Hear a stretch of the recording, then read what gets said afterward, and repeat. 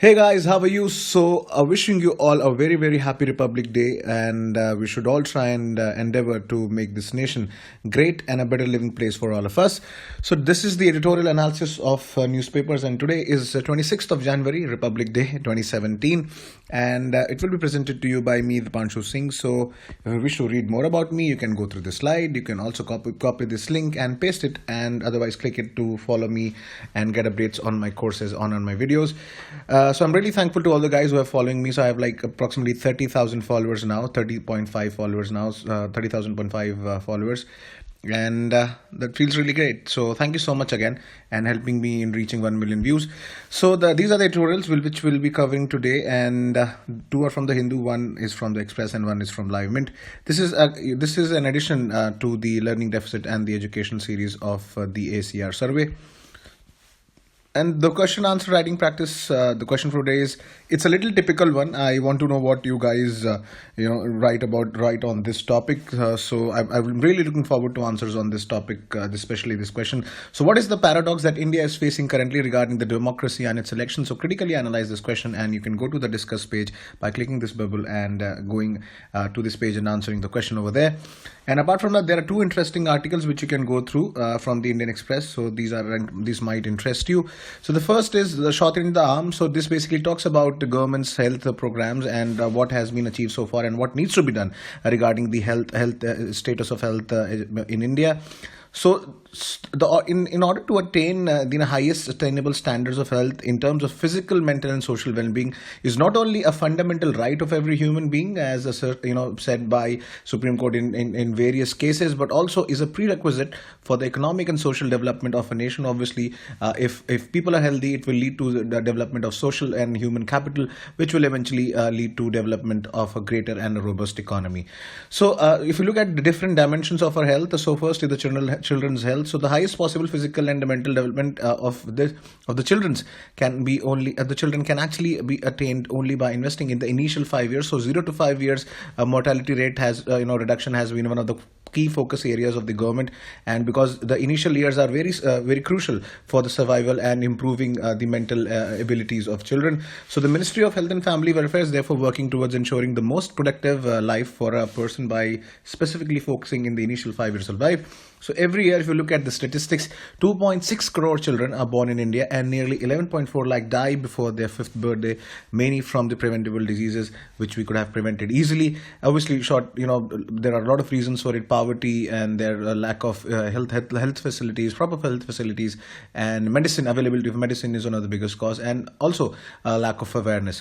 So therefore, to ensure that every child has access to immunization, which can go way ahead in preventing these, the ministry has launched a mission Indradhanush in 2014. So what has been the progress so far on the several missions by the Ministry of Health? So first of all, that we should all take pride in the progress we have achieved in the public health, and because the life expectancy has increased from 63.5 to 67.9 in the last decade, and through 2009 and 2015, the maternal mortality rate has decreased from 212 death per 1 lakh live births to 167 death, and in the infant mortality rate has actually decreased from 50 to 37 per 1,000 live births, and we have also eradicated polio and eliminated maternal and neonatal tetanus. So apart from that, we'll look at the details, some specifics of the mission Indradhanush. So it is a special drive to vaccinate all unvaccinated and partially vaccinated children, protecting them from 10 life-threatening diseases, which include diphtheria, whooping cough, tetanus, polio, measles, and among others. So it's very important that you remember all these 10 diseases, and very soon new vaccinations are also going to be introduced under the universal immunization program. So during this mission under this drives, pregnant women are actually administered the tetanus vaccine. Then there are obviously ORS packets and zinc tablets, and doses are administered to boost the child immunity. And it is one of the largest immunization programs in the world. And since the launch, full immunization coverage has increased to 7%. And the goal of the mission Indradhanush is to achieve more than 90% of the full immunization coverage among children in the country by 2020. So for it to enter its fourth phase, it will initially cover 67 districts across the 8 northeast states, and some of them the most remote and inaccessible districts in the country. And if you look at the universal immunization program, the government has strategically introduced it, and they have introduced a lot of new vaccines. So the pentavalent was introduced to protect against 5 diseases. Then there was introduction of rotavirus, inactivated polio vaccine, that is IPV, and there will be possibly launch of 2 new vaccines, that is measles, rubella, and the pneumococcal conjugate vaccine to protect against pneumonia.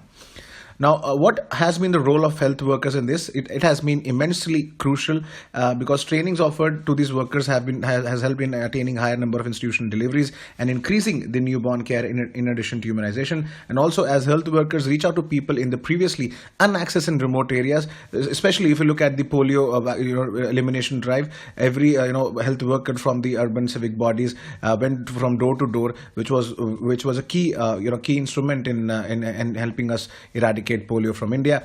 So immunization helps the country in investing human capital, as I told you before, contributes to the future economic growth and reduces the economic burdens of hospitalization and treatment costs. Further, the lesson learned from the previous experiences should be used to strengthen other public health services, including the deworming and the diarrhea control. So the next one is again an addition to actually the learning deficit series of the Hindu, which we covered in December, and more recently the annual State of Education report by Pratham NGO on 2016 report. So you can use these points to add on your notes. So this is there are some hard facts about status of education in India, that in spite of increased spending in the last decade on education sector, the progress has actually worsened if you take out only the enrollment part. So some of the hard facts are that the percentage of children in Standard 5, which we covered previously in the SR survey as well, has declined, and then obviously the percentage of those who can read a Standard 2 text 2 has also worsened from 53 to 48%, and only a fourth of students in the Standard 5 can read English sentences. So surprisingly, as I told you, this has happened in spite of increased government spending on school education. So between 2006 to 2013, public expenditure on school education increased from 2.2 to 2.68% of the GDP, but it's still very less if you compare to other countries. So if you look at the educational outcomes from the age 6 to 14, you can see the statistics. But also the school education spending has increased in the last decade if you look at the revised estimates and the budget estimates as a percent of GDP. And in general, if you look at the share of spending on education is higher for the special category states. Obviously there are variability among several other states, but India still lags in terms of the educational spending. 4% of GDP, that is the current status of spending, and if you compare that with Brazil and other countries who spend generally 6% of the GDP, it's way too less. And if you look at some of the surveys mentioned in this article, December's 2016 study said that in order to reduce the fiscal deficit, most of the states were actually moving towards appointing contractual teachers instead of expanding the regular teaching staff. So this obviously has an effect on the quality of teaching, and there's obviously a high level of absenteeism. And despite the lack of trained teachers, there has been no spending on training, and which has actually the lowest priority on expenditure. So if you look at that, there's very low priority on training and evaluation of teachers. And under the India's RTE Act, there was a provision for school management committees, but states have spent very less, more than 1% of their Sarv Shiksha Abhiyan budget to empower these SMCs. And the other issue is that there was one report by CRI, cites a 2014 National Bureau of Economic Research, says that 3% of teachers in Indian government schools in rural areas were found absent. That is regarding absenteeism. So this obviously affects on the learning outcomes, as stated in the ASR survey as well. So what needs to be done is the crucial factor. So first is that we need to increase the budgetary spending on education with ensuring accountability and monitoring. And there was a suggestion by a group of secretaries to the PM, which has to be assessed and implemented on making English compulsory, and then vicinity of schools, and setting up schools in the block level areas. And the central government has actually also decided to include minimal levels of learning outcomes in the central rules of the right of children to free and compulsory education. And there's a lot of evidence also which shows that the investing in better monitoring outcomes can actually be extremely effective in improving the functioning of schools. We should hire more inspectors to improve the frequency and monitoring, which can be extremely useful to ensure a low pupil-teacher ratio in effect.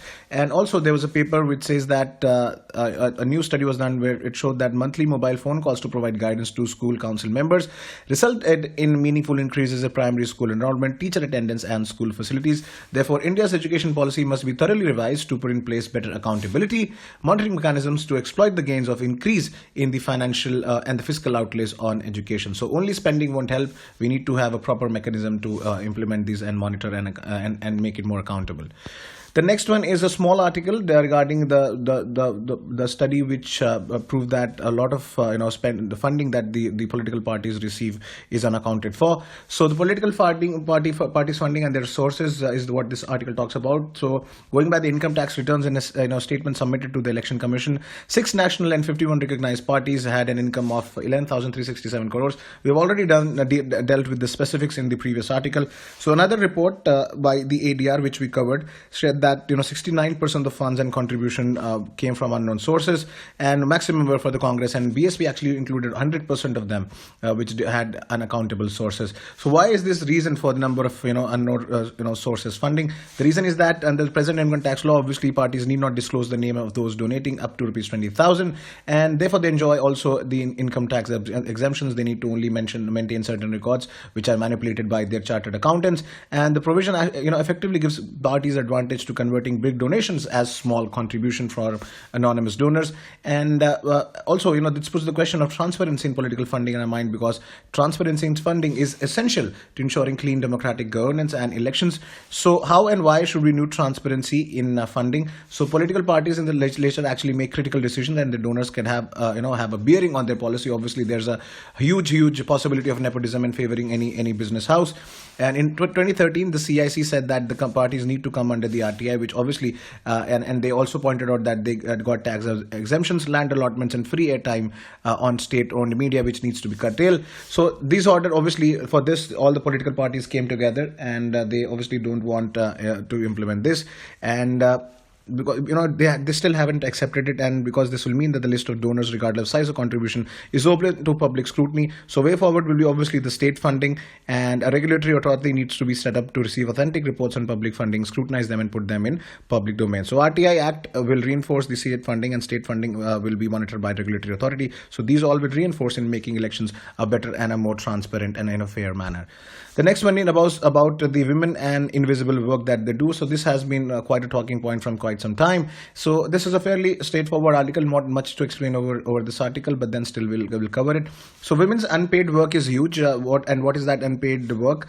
These are the household work: cooking, cleaning, fetching water, which are not accounted for in the GDP. And it is estimated that the women's 75% of the work performed is the unpaid work. And as per a certain paper, the unpaid care work at 63% of the Indian GDP. So despite economic and educational growth, female participation in the labor force of India has fallen to 24%, and India is 11th from bottom in the world in women's labor force participation rate.